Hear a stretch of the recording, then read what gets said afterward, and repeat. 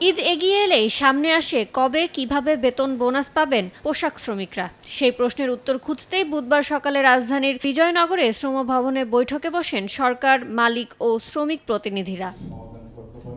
সভা শেষে সংবাদ সম্মেলনে শ্রমিক নেতারা তুলে ধরেন নিত্যপণ্যের উচ্চমূল্যের বাজারে শ্রমিকদের বেহাল দশার কথা।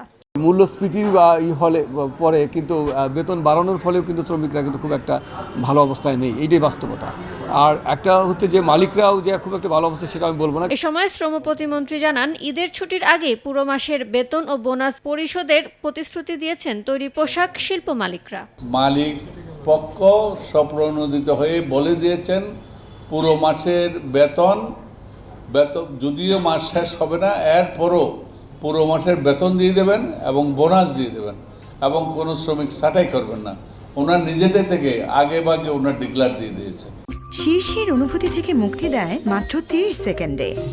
Pepsodent sensitive expert. এছাড়া মহাসড়কে যানজট এড়াতে ঈদের আগে তৈরি পোশাক কারখানায় সমন্বিতভাবে ছুটি দেওয়ার বিষয়েও সিদ্ধান্ত নেওয়া হয়েছে। ইয়ানুর শিফাত, সময় সংবাদ, ঢাকা।